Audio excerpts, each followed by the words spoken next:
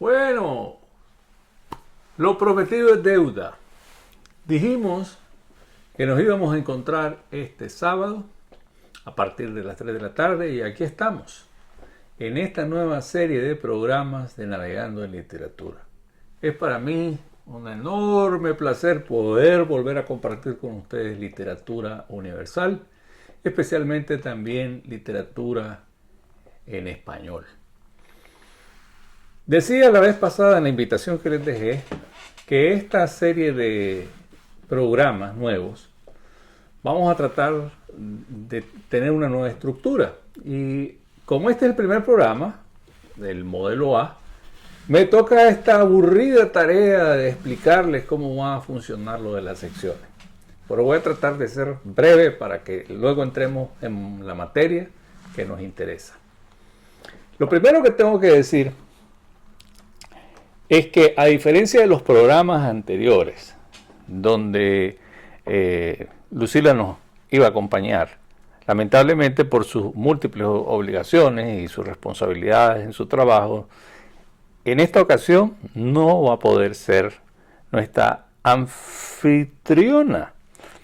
Pero eventualmente la tendremos como invitada para alguna lectura especial. Esperamos poder contar con ella. Y entrando ya en materia sobre cómo está dividido el programa, hemos usado la lógica de que necesitábamos adecuarlo, modificarlo, para que en redes sociales sea más fácil y digerible. Así es que las 4 secciones las van a encontrar por separado. No va a ser un único programa, sino que pueden buscar las secciones por separado, de tal manera que no tengan que recorrer los 60 minutos del programa, sino que puedan rápidamente ubicarse en la parte que les interesa. En la primera parte del programa vamos a tener, que es lo que estamos haciendo ahorita, una bienvenida, y vamos a tener una sección de efemérides literarias, que es a lo que a nosotros nos compete, ¿no? Y ahí, bueno, vamos a recordar un poquito los nacimientos y las muertes de autores que han marcado la literatura universal, pero especialmente también a los centroamericanos, a los nicaragüenses. Yo ya lo he comentado, soy escritor y artista visual nicaragüense y por eso es ese énfasis, ¿verdad? Es un interés personal, si ustedes quieren verlo de esa manera. Pero obviamente también lo más importante es que este programa trata de ser universal. Entonces, para todos los hablantes del español, los hispanohablantes, también cubriremos esas otras facetas de otros escritores de otras latitudes. Esa será la sección de saludos, bienvenidas y efemérides, y luego ya entramos en materia. La sección principal la hemos dividido en 2 partes. Ahorita estamos cubriendo narrativa y hemos iniciado el ciclo de cuentos. Y lo hemos dividido el cuento en 2 secciones. La sección de cuento breve o el microrelato, que también la encontrarán en nuestras redes sociales por separado, y la sección de lo que llamaremos el cuento clásico o tradicional, que es un poco la extensión del cuento clásico tradicional, es un poco más larga, lo que dificulta para redes sociales y para los medios digitales, pues la divulgación. Lamentablemente, por derechos de autor también, muchas veces no podremos cubrir todo el cuento. Tendremos que seccionarlo o hacer referencias a lecturas más cortas. Pero bien, ya veremos en la práctica cómo eso se desarrolla. Pero sí tendremos esa sección que hemos denominado o que le llamaremos el cuento de la tradición o cuento clásico tradicional.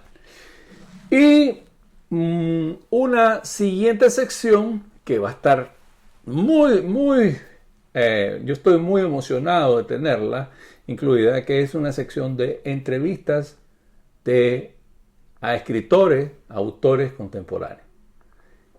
Y ahí no solamente se cubre narrativa, sino que literatura en general.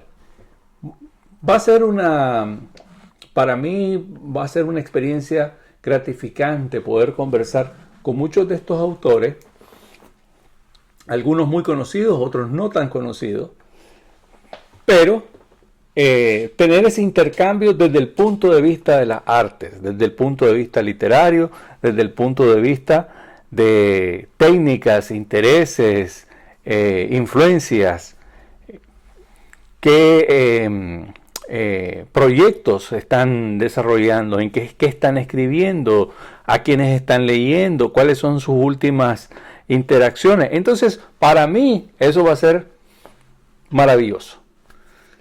Espero que a ustedes de la misma manera les encante tener esa nueva sección de entrevistas y yo pienso que sí, que lo vamos a disfrutar mucho.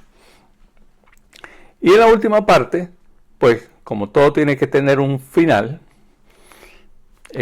como todo cuento, tendremos pues una despedida y una sección donde le llamaremos tarea en casa, que haremos un pequeño ejercicio, juego, donde de la lectura o de las lecturas que hayamos tenido durante el programa, les hemos dejado a nuestra audiencia, es decir, a ustedes y a todos nosotros, una tarea para realizar durante la semana que no nos vamos a ver. Y eso también va a ser interesante porque nos va a permitir tener un hilo conductor de interacción en cosas que nos toquen a nosotros, contribuir de alguna manera a enriquecer esta experiencia literaria virtual, en la que, bueno, ya veremos cómo resulta. Y esa ha sido, de manera general, la visión de cómo va a ser. He tratado de hacerlo resumido, pero es que hablo mucho y entonces se extiende ya llevamos 15 minutos de explicaciones y no hemos entrado en materia del programa. Pero, dicho esto, vámonos y empecemos ya con la primera sección. Lecturas de microrelatos. ¿A quién tenemos hoy? Vamos a ver.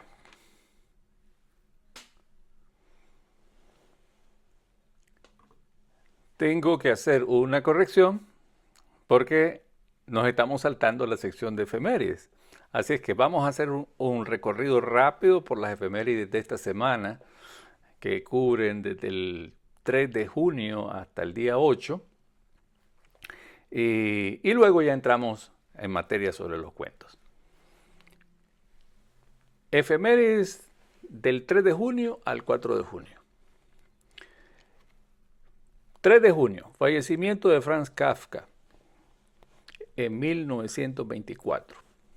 El célebre autor checo de La Metamorfosis y el Proceso muere cerca de Viena a los 40 años a causa de la tuberculosis. Su obra alteró para siempre la narrativa universal, acuñando el término kafkiano para describir situaciones absurdas y asfixiantes. 4 de junio, nos venimos hasta Centroamérica, Nicaragua. Nace el escritor Donaldo Altamirano en 1946 en un pequeño pueblito del norte llamado Estelí. Este destacado escritor, editor y pintor Ha sido catalogado dentro de la narrativa norteña nicaragüense y la tradición de la postvanguardia. Dedicó su vida a plasmar la identidad, el paisaje local, llevándolo a lo universal, y los silencios de la historia de su país a través de cuentos, novelas breves y una prolífica obra visual. 5 de junio, nacimiento de Federico García Lorca, 1898. Nace en Fuente Vaqueros, Granada, España. El poeta y dramaturgo más universal de lo que se conoce como la generación del 27. Obras maestras de la lírica como El romancero gitano y Poeta en Nueva York, o tragedias teatrales de la talla de Bodas de Sangre y La casa de Bernarda Alba. Lo consagraron como una de las cumbres absolutas de las letras en castellano antes de su trágico fusilamiento en 1936. 6 de junio, nacimiento de Thomas Mann, 1875. Nace el escritor alemán galardonado con el Premio Nobel de Literatura en 1929. Es el autor de colosos de la literatura mundial como La montaña mágica, La muerte en Venecia y Los Buddenbrook. 7 de junio, fallecimiento de Dorothy Parker, 1967. Muere en Nueva York la mordaz poeta, escritora de relatos y crítica estadounidense, famosa por su humor negro y por ser el alma de la mesa redonda del Algonquin. 8 de junio, nacimiento de Marguerite Yourcenar, 1903. Nace en Bruselas, la genial novelista y ensayista francesa, nacionalizada estadounidense.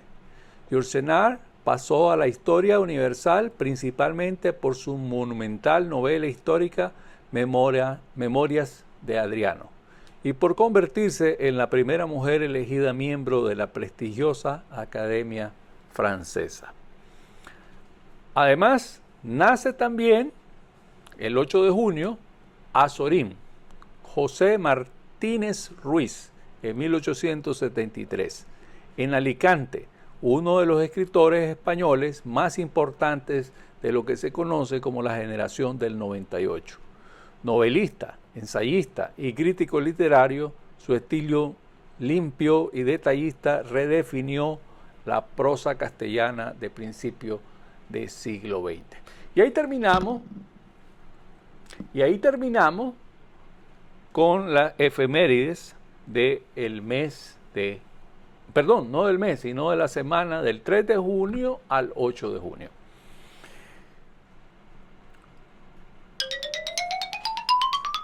Estamos de regreso para la sección de microrelatos y nos vamos hasta República Dominicana, donde encontraremos al escritor Marcio Veloz Maggiolo, que nació en Santo Domingo en 1936.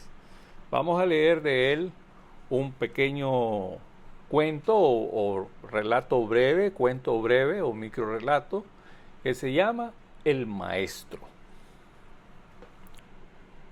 El Maestro, de Marcio Veloz Maggiolo. El maestro, cuya labor se desenvolvía entre el conuco y el aula, se llevó el libro debajo del sobaco y el calor derritió entonces las palabras. Y las imágenes de colores de los padres de la patria rodaron convertidas en melcocha por debajo de la camisa caliente y pedagógica. Las ciudades de la página 32 se poblaron de agrios olores sudorosos, y los pistilos y corolas abandonaron ya en la página 95 el marco blanco de las hojas. Cuando el maestro quiso sacar su libro para leer la lección del día, comprobó que sus alumnos recogían los capítulos en vasijas de barro y que solo colocándolos a la luz y el calor del sol, la sequedad anterior se recuperaba en una mezcla de temas y paisajes que eran ya un tipo de saber diferente al que el maestro había durante años explicado. Ese era el cuento de el maestro de Marcio Veloz Maggiolo de República Dominicana. Después de este cuento, siempre en la sección de microrelato, vamos hasta Nicaragua. Y en Nicaragua, como lo hemos mencionado en las efemérides de esta semana de junio, nos lleva a Donaldo Altamirano, acá Pedro León Carvajal. Y este cuento corto se llama Starlet.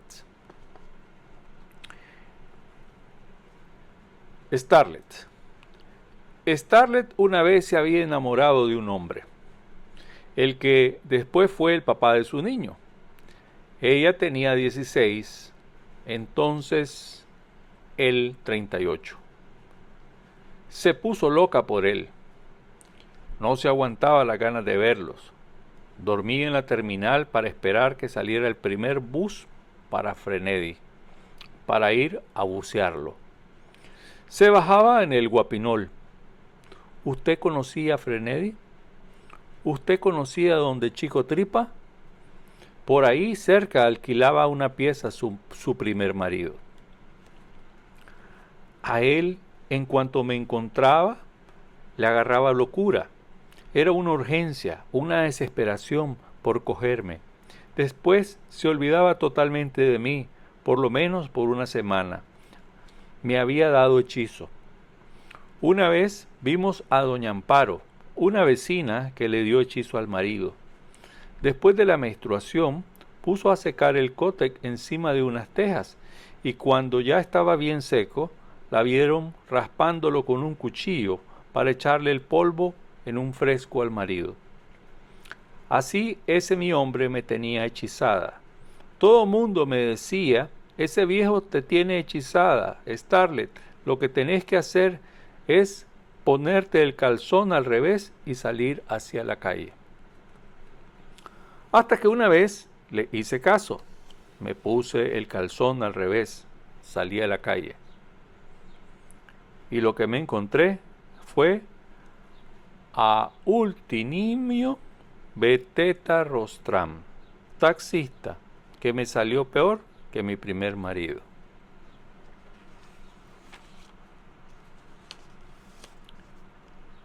Ese era el cuento Starlet de Donaldo Altamirano, acá Pedro León Carvajal, de Nicaragua.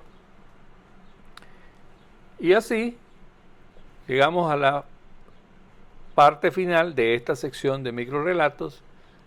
Hacemos una pausa y ya regresamos.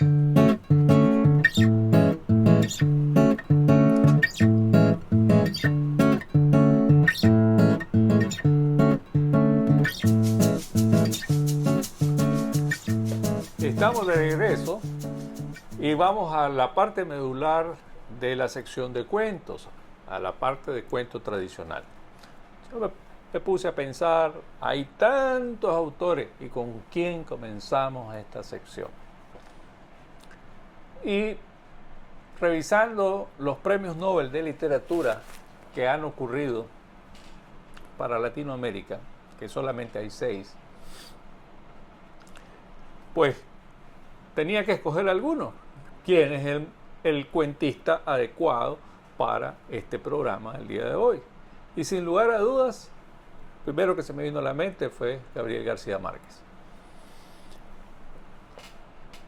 Aunque García Márquez no escribió cuentos, o mejor dicho, no escribió tantos cuentos como novelas y ensayos y otro tipo de textos, los pocos cuentos que escribió son tan certeros e inolvidables para la literatura universal.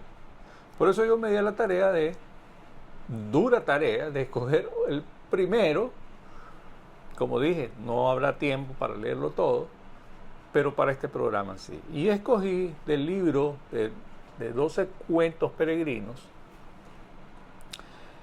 escogí un cuento que se llama Yo solamente vine, o Yo solo vine a usar el teléfono. Ya le estaba cambiando el título, ¿verdad? Pero el título original es Solo vine a hablar por teléfono. Me disculpan que mi memoria ya no está tan buena. Son errores que la naturaleza nos ha dejado. Pero decía Borges que si nuestra memoria fuera tan magnífica sería tan aburrido, porque no olvidaríamos nada. Pero esa es otra historia. Volvamos al cuento que tenemos para el día de hoy, de Gabriel García Márquez, que como ya mencionaba, el premio Nobel de Literatura lo recibió, si mal no recuerdo, en 1982. Todos sabemos que falleció en la Ciudad de México en el 2014, si mal no recuerdo, en el mes de abril, y nació en 1927 en su ciudad natal, Aracataca, Magdalena, allá en Colombia. Bien, de García Márquez entonces, aquí vamos. Solo vine a hablar por teléfono.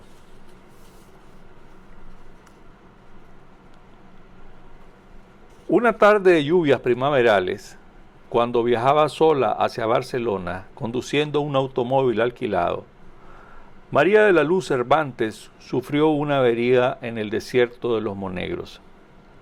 Era una mexicana de 27 años, bonita y seria, que años antes había tenido un cierto nombre como actriz de variedades.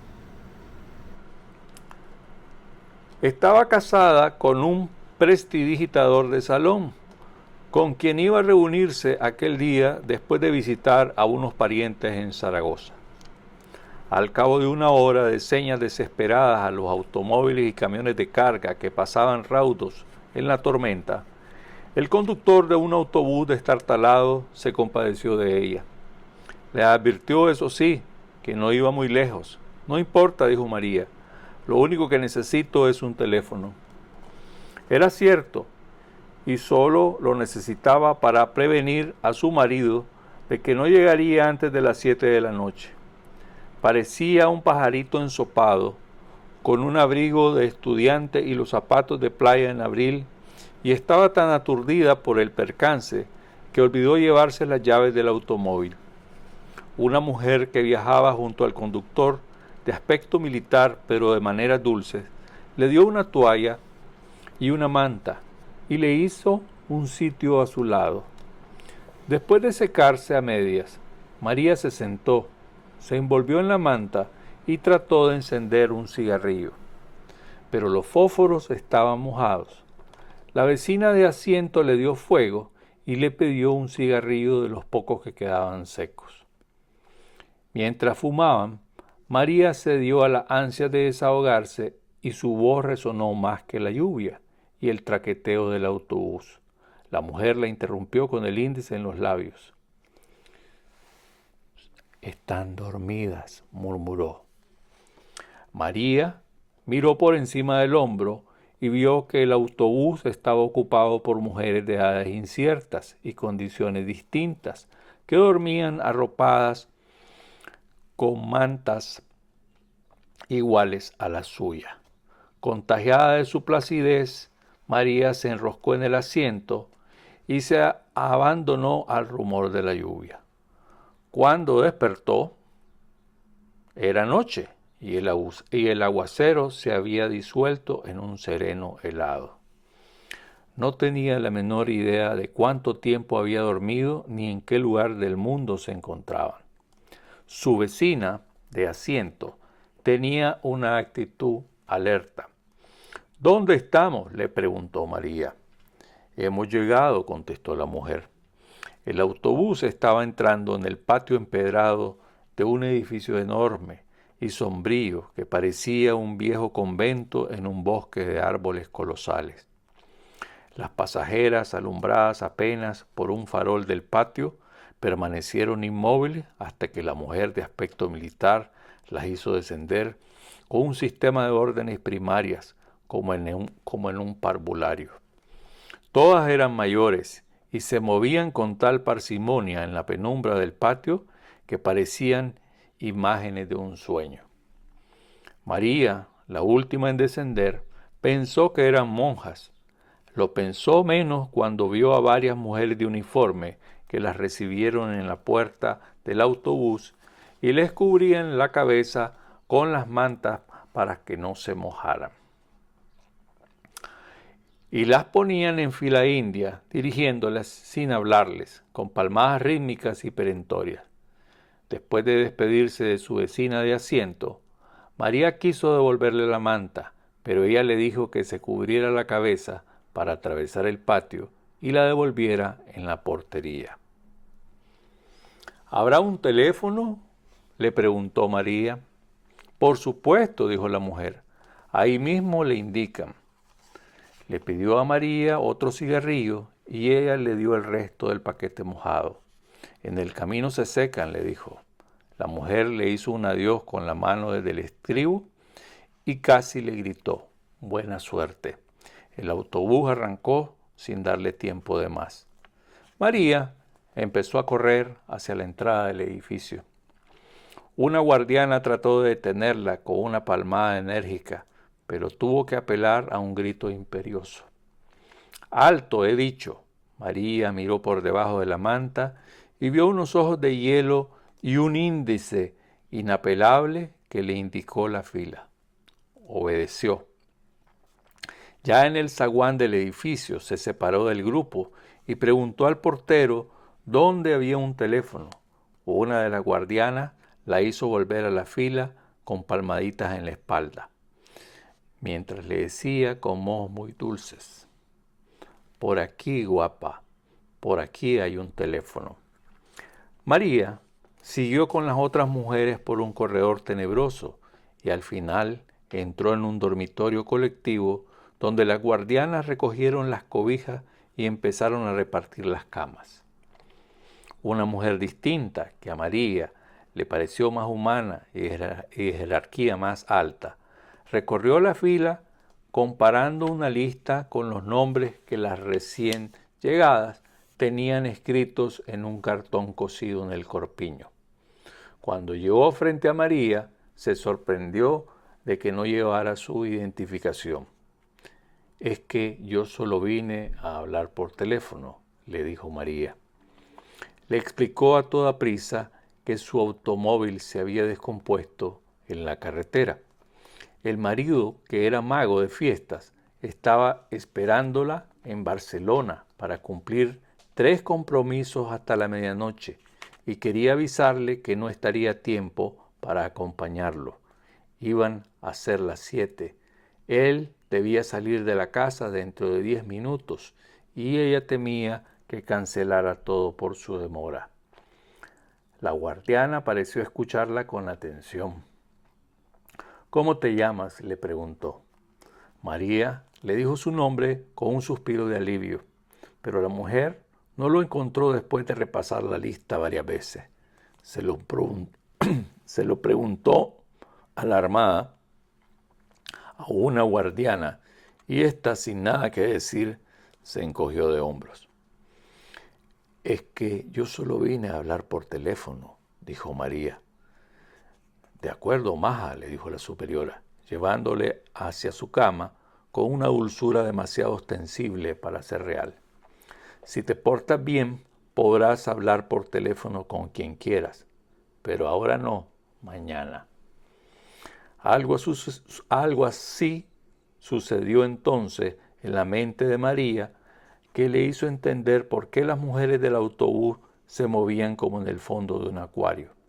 En realidad estaban apaciguadas con sedante, y aquel palacio en sombras con gruesos muros de cantería y escaleras heladas era en realidad un hospital de enfermas mentales. Asustada, escapó corriendo del dormitorio y antes de llegar al portón, una guardiana gigantesca con un mameluco de mecánico la atrapó de un zarpazo y la inmovilizó en el suelo con una llave maestra.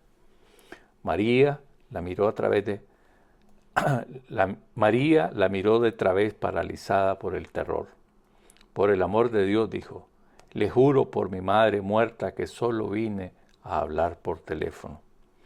Le bastó con verle la cara para saber que no había súplica posible ante aquella energúmena de Mameluco, a quien llamaban Herculina por su fuerza descomunal. Era la encargada de los casos difíciles, y 2 reclusas habían muerto estranguladas con su brazo de oso, adiestrado en el arte de matar por descuido. El primer caso se resolvió como un accidente comprobado. El segundo fue menos claro, y Herculina fue amonestada y advertida de que la próxima vez sería investigada a fondo. La versión corriente era que aquella oveja descarriada de una familia de apellidos grandes tenía una turbia carrera de accidentes dudosos en varios manicomios de España. Hasta ahí vamos a dar el cuento. Lamentablemente, el tiempo, el implacable, el duro, ese que no nos deja continuar. Pero espero que lo hayan disfrutado tanto como lo he disfrutado yo. Y en la sección final, que es esta, porque hoy lamentablemente todavía no tenemos la entrevista preparada, les dejamos la tarea. Y la tarea en casa es, continúen el cuento, búsquelo, porque en su biblioteca particular seguramente el libro está, y si no lo tiene, seguramente en su biblioteca local se encuentra, y si no lo encuentra en la biblioteca local, seguramente en algún sitio como Navegando en Literatura o sitios similares, posiblemente esté una versión incompleta o parcial, o quizás está todo, y puede terminar la historia. Y nos cuenta qué fue lo que más le impactó de esta historia, de este cuento de Gabriel García Márquez, que después de tantos años no deja uno de disfrutar. Ha sido todo un placer haber estado y compartido con ustedes, con García Márquez y con todos los autores que hoy tuvimos, y nos vemos en la siguiente. Mucho gusto.